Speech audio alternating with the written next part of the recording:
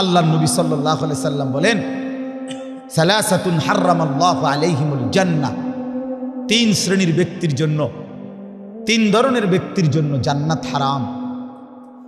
কি হারাম বলেন না? কি হারাম? জান্নাত হারাম। এক, মুদমিনু খামরিন, নবীজি বলেন মদখোর, মদ যে খায়, নেশাখোর, মদখোর, গাঁজাখোর, ফুট্টাখোর, বাবাখোর, ডাইলখোর, এই হারামের জন্য জান্নাত হারাম।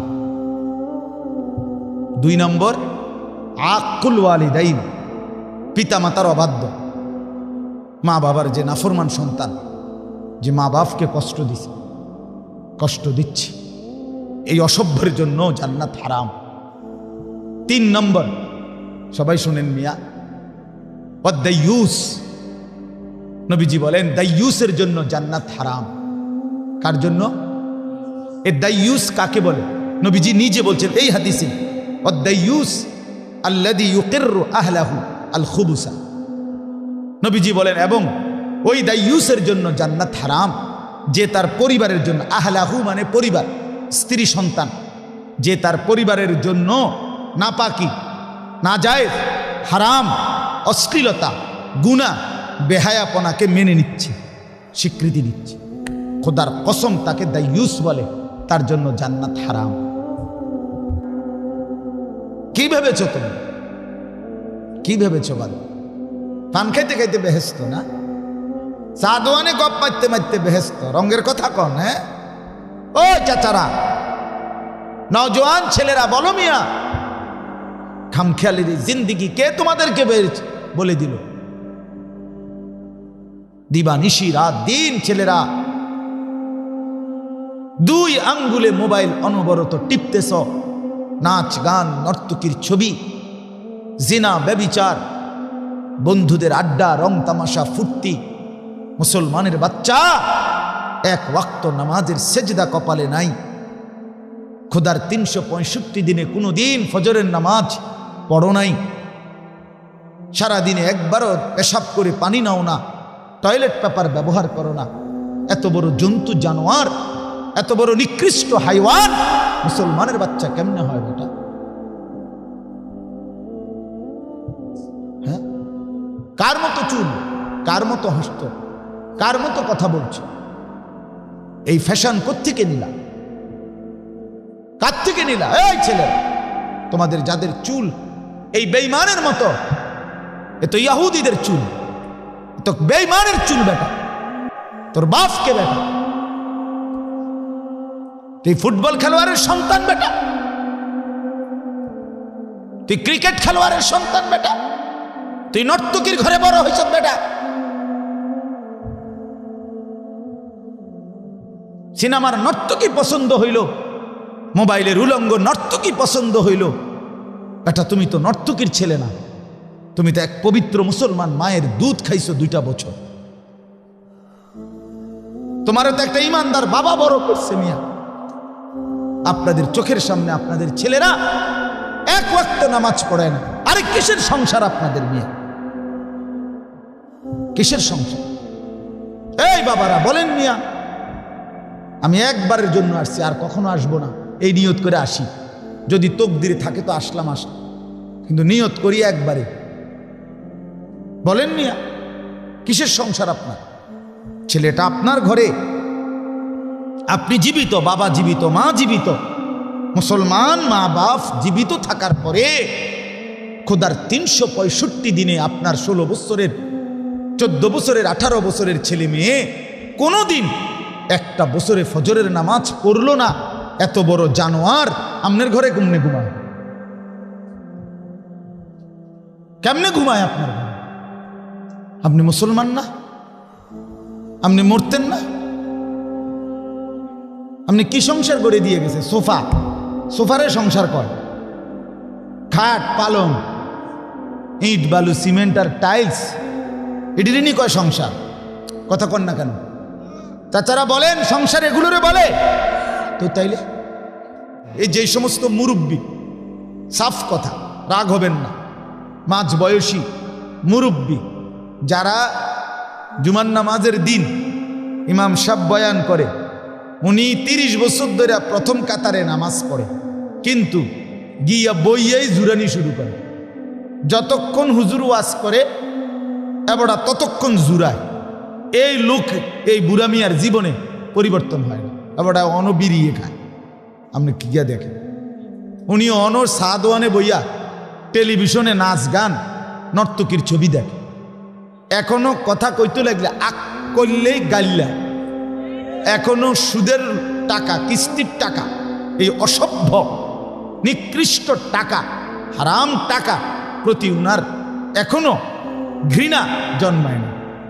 মানে যে এই ডকের আছে এই ডকের, এই বাত বন বিড়ি চা, কথা বুঝছেন না, পেঁয়াজু আলু সব, বুট মুড়ি, ফাঙ্গাস, তেলাপিয়া, ফুলকপি, ফাতাকপি, ধনিয়া পাতা, কাঁচা মরিচ, এই খাইয়া দাইয়া আছে বালা আর শতবধ আর। এটা কোনো জিন্দিগি না, এটা কোনো জীবন না, এটা জীবন না।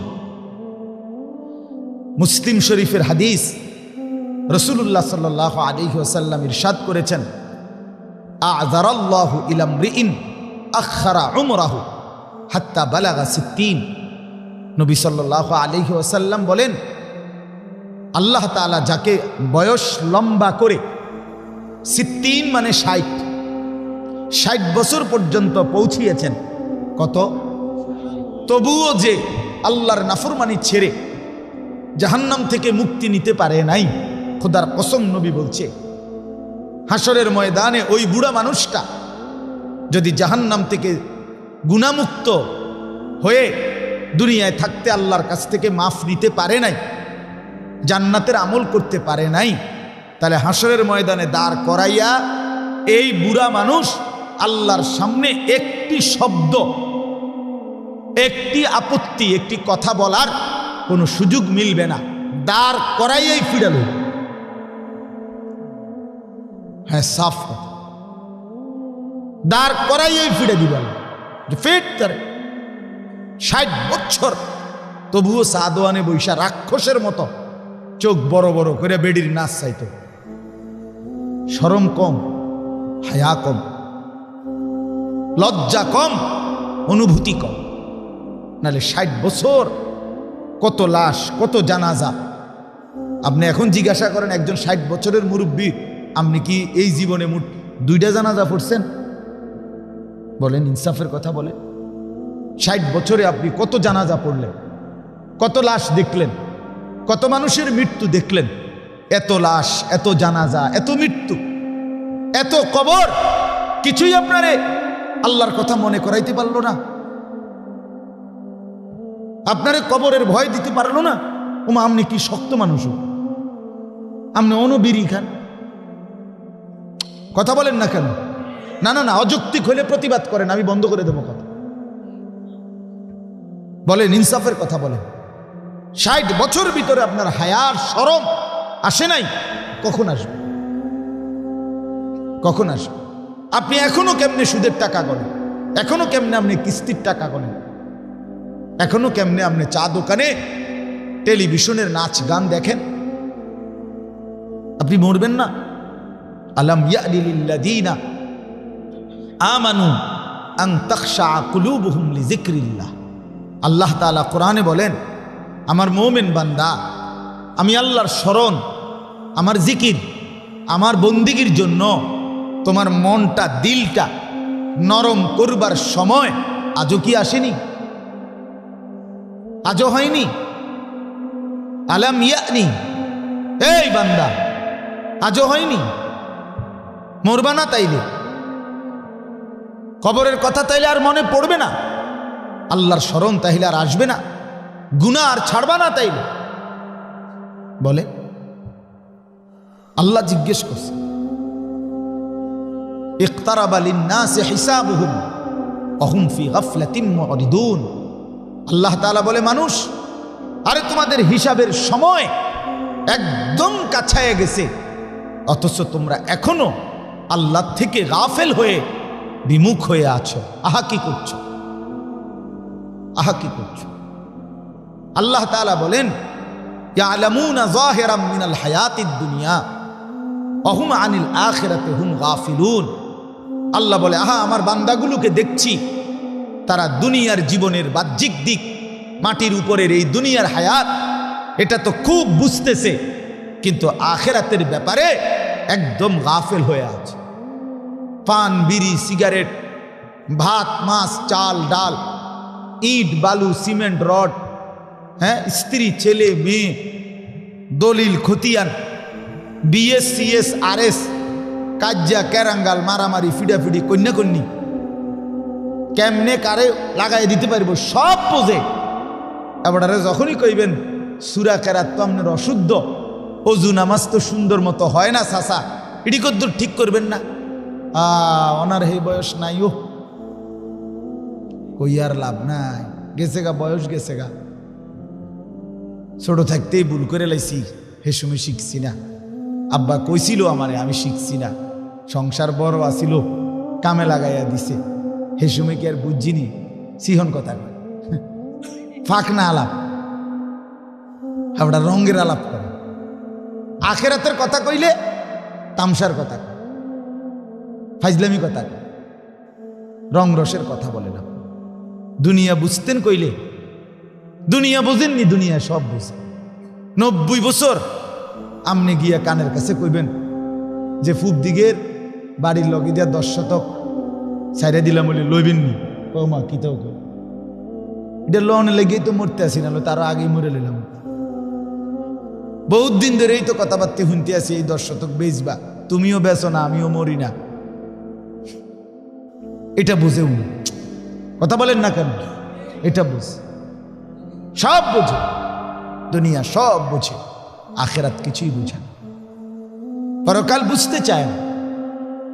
আহসিবান নাসু আন ইউতরাকু আন ইয়াকুলু আমান্না ওয়া হুম লা ইফতানুন। রব্বুল আলামিন বলে, মানুষ তুমি কি এই ভেবেছ তুমি শুধু জবানে বলবে আমি মুমিন, আমি মুসলমান, আর এতেই আমি আল্লাহ কোন রকম পরীক্ষা না নিয়ে তোমাকে ছেড়ে দেব, এটাই কি ভেবেছ? ওয়ালাকাদ ফাতান্নাল্লাযীনা মিন ক্বাবলিহিম। রব্বুল আলামিন বলে, বান্দা ইতিপূর্বে যত লোক ঈমানের দাবি করেছিল, পূর্ববর্তী সব জমানায় যত নবীর উপরে যত লোক ঈমান এনেছিল, আমি রব্বুল আলামিন প্রত্যেককেই তো পরীক্ষা নিয়েছিলাম, কাউকে তো পরীক্ষা ছাড়া ছেড়ে দেই নাই। তোমারে কেন এমনে এমনে ছেড়ে দেব? কেন ছেড়ে দেব? আম হাসিবিতুম আন তাদখুলুল জান্নাহ ওয়ালাম্মা ইয়ালামিল্লাহুল্লাযীনা জাহাদু মিনকুম ওয়া ইয়ালামাস সাবিরিন। রব্বুল আলামিন বলে, বান্দা তোমরা কি ভেবেছো এমনিতে এমনিতেই জান্নাতে ঢুকে যাবা? অথচ আমি আল্লাহ তো এখনো দেখলাম না তোমরা কারা কারা ঈমানের দাবিতে আমি আল্লাহর রাস্তায় জিহাদ ফি সাবিলিল্লাহ, আল্লাহর রাস্তায় জীবন বাজি রেখে যুদ্ধ করার জন্য কে কে প্রস্তুতি নিয়েছো, এটাই তো দেখলাম না। ওয়া ইয়ালামাস সাবিরিন, গুনাহ থেকে মুক্ত থেকে ধৈর্য আর হিম্মতের সাথে আল্লাহর নাফরমানি থেকে মুক্ত হবার সিদ্ধান্ত, চেষ্টা, ফিকির কে কে করছো, এটাই তো এখনো দেখলাম না। এর আগে কেমনে এমনে এমনে বেহেশতে চলে যাবা? কিতা ঘটনা, কিতা বান্দা, কি ভেবেছ? এই যে সবগুলো কোরআনের আয়াত। আম হাসিবিতুম আন তাদখুলুল জান্নাহ ওয়ালাম্মা ইয়াতিকুম মাসালুল লাযীনা খালাউ মিন ক্বাবলিকুম মাসাতহুমুল বাসাউ ওয়াদ-দাররাউ ওয়াজুলজিলু হাত্তা ইয়াকুলার রাসূলু ওয়াল্লাযীনা আমানু মা'আহু মাতা নাসরুল্লাহ। আল্লাহ রাব্বুল আলামিন বলে, বান্দা কি ভেবেছো এমনে এমনেই জান্নাতে ঢুকে যাবা? অথচ আমি রব্বুল আলামিন ইতিপূর্বে যত ঈমানদার তাদেরকে যেই পরীক্ষাগুলো নিয়েছিলাম সেগুলোর এখনো তো তোমাকে নেই নাই। এর আগে কেমনে জান্নাতে চলে যাবা? দেখি মামুর বাড়ি নি মনে করছো? এটা কি নানার বাড়ি নি মনে করছো? এটা কি এখান থেকে নবাবপুর নি মনে করছো? কেমনে যাইবা? মাসাতহুমুল বাসাউ ওয়াদ-দাররাউ, ইতিপূর্বে বহু ইমানদার উম্মত তাদের জীবনে অনেক দুঃখ যন্ত্রণা, অভাব, দারিদ্র, ক্ষুধার কষ্ট, অজুলজিলু, এতটা কষ্ট, জুলুম পেরেশানি সয়েছে। জুলুম আর অত্যাচারে মুমিন দিবানিশি আল্লাহর ভয়ে কাঁপতে থাকছে। এতটা কাঁপছে, এতটা ভয় আর আতঙ্ক আর কষ্টের মধ্যে দিন গুজরাইছে। শেষ পর্যন্ত ওই পূর্ববর্তী রাসূল এবং তাদের ইমানদার উম্মত একসাথে আল্লাহর কাছে হাত তুলে চিৎকার করে বলছে, মাতা নাসরুল্লাহ, আল্লাহ আর কত কষ্ট সইলে, আর কত যন্ত্রণা সইলে আপনার সাহায্য আসবে? কখন আসবে? এতটা কষ্ট সয়েছে। কি ভেবেছ তুমি?